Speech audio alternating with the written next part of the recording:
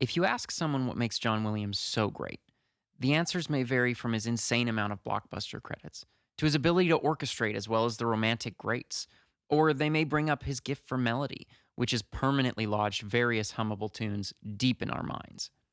But what if I told you that without a certain set of skills, all this was meaningless? That John Williams' music and films would contextually be overwhelming and possibly even mildly annoying without a certain ability? That the emotion of his music, and not only his music, but the music of so many massively popular films, would be less than half as effective if composers weren't able to use one simple and oh so effective tool. And before I tell you what that is, let's talk about the practice of spotting.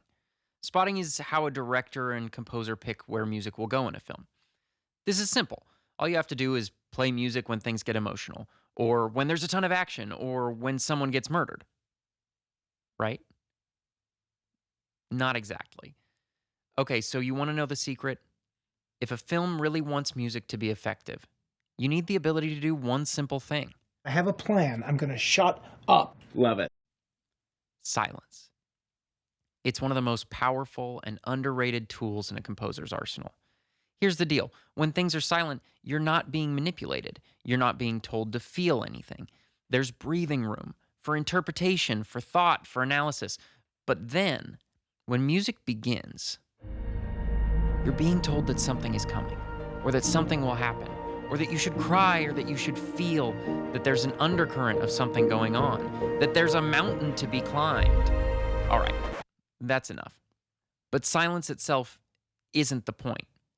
What good composers want to avoid is the incessant use of music, which overloads our ears and ultimately deadens the emotional impact of a film throughout its runtime, even causing us to become fatigued or annoyed with the experience. Danny Elfman even says, often the biggest disagreement I might have with a director on a score is simply they're wanting as much music as they want. Let's look at an example from Star Wars.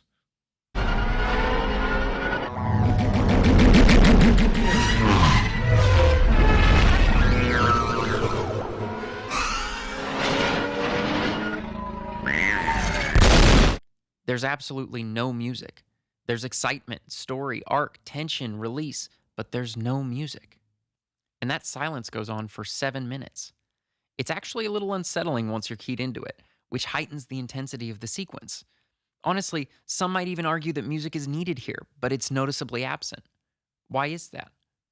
What does John Williams gain by not writing music for this pivotal scene?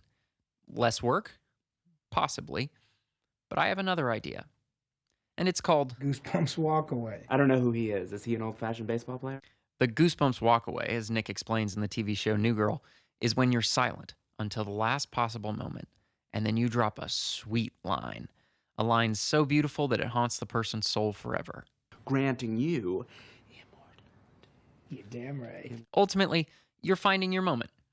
The moment that finds the heart of a character or the main idea of a film, and it says, look at this. This is a big deal. This is special. And when I compose for a film, this makes me ask the question, where is the moment when music entering is going to make the deepest impact and heighten the emotion of the story? This is markedly different from how many popular TV and movies are scored today.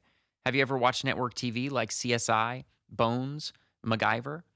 Those shows are chock full of music, and sometimes it's not quite even music. There's no melody, it's just tones. Just dark, ominous tones. Bong. Now, I'm going to talk about a show, and I don't want to ruin it for you, but I have never found a worse offender in this area than BBC America's hit thriller drama Orphan Black. As a fun experiment, I watched one 43-minute episode to count how much music I found, and the answer was a staggering 36 minutes. That's 85% music saturation, which doesn't even include the scenes that have diegetic music. I love Orphan Black, but once I noticed that, it became a little grating. Music is a sign, a signifier of emotion. When you choose to use it, you choose to tell people that what they're seeing is special. And if you choose to tell people that every scene is special, then, well... No one will be. But why do filmmakers and composers do this?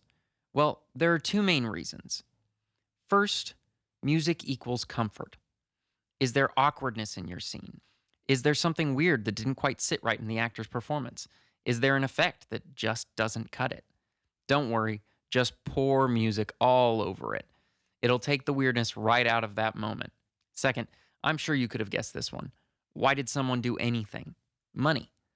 A composer's paid for each time their piece of music is played almost anywhere: streaming, network TV, even a movie theater. On network TV, composers might be paid $500 to $1,000 per minute of music whenever it airs. And the composer isn't the only one. Studios make money too. There's a built-in financial incentive to choose quantity over quality. So why do composers fill so many productions to the brim with music? It could mean that we think it needs that much music. Or maybe it's because we could use the cash. Get that paper. So is the answer as simple as stop writing so much music? Is that the plan? Shut up. Have a little self-control. Stop pouring music over everything like it's YouTube food porn. I'm not finished yet. There's more to my plan, do you obviously. need more? Yes, I need more. What more could there be? Now, remember the Phantom Menace? Where we left off is not the end of that sequence from episode 1. John Williams doesn't just shut up. He doesn't simply write no music at all. He is perfectly timing his moment. He's lying in wait, looking for his time to pounce. And here it is. The middle of lap 3 in the pod racing sequence.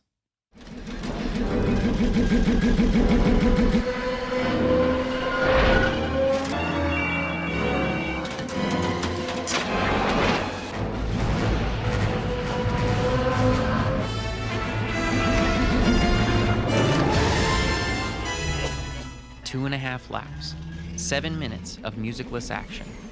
That's how long it's taken us to get here. The heart of the scene, where there's real stakes, and only when it's imperative, only when there's emotion to communicate, only when imminent threat or danger has come, does the very first note of music start. And that's halfway through the final lap of the race, and it works. It's working! It's working! So is this something I'm just making up? Is it, Blair, I see that you're a fine composer, and you obviously have a lot of time on your hands, but I'm pretty sure you're reading into this situation. well, for you, Mr. Naysayer, I have the very wise words of John Williams himself speaking about writing music for the indelible Alfred Hitchcock. There was a room where the criminal had been, and the camera pans to the window, which is open, and the curtains blow in the breeze, and this reveal of the camera tells us the criminal has escaped. Good day, and good luck. But the orchestra was playing to drive the energy to people to go to discover where the criminal is, driving through the point where the camera goes through the door. And I continued the music when the camera panned to the window, playing more. And he said, you know, if you stop the music when the camera pans to the window, the silence will tell us that it's empty, he's gone, more emphatically, more powerfully than any musical phrase. And of course, just the absence of music at that point, it was a wonderful lesson, really, in where to arrange the parts of the music in any film, which we call spotting, incidentally, that is to say, the spots of where the music is. There are many films which use silence to their advantage in this way. We could talk about Alfred Hitchcock's The Birds or the Coen brothers' No Country for Old Men, both of which have no music at all. But instead, I want to finish with one of the most popular movie moments of all time.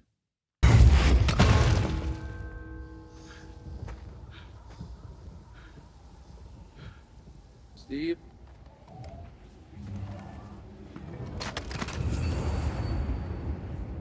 Avengers Infinity War. This score is composed by Alan Silvestri, and if this doesn't drive the point home, then absolutely nothing will. The real tragedy of this moment simply can't sink in with music. It distracts you from what's really going on. It tells you how to feel. It instructs you how to mourn for these characters that you've spent 10 years falling in love with. It would pour a gooey mess all over a scene that already has as much impact and tragic beauty as it could possibly need. And music just isn't for that. When you learn that a loved one lost someone, you don't tell them how to feel. You don't say, "You're so sad right now." You sit with them in silence. You know your words can't quite change what's happened.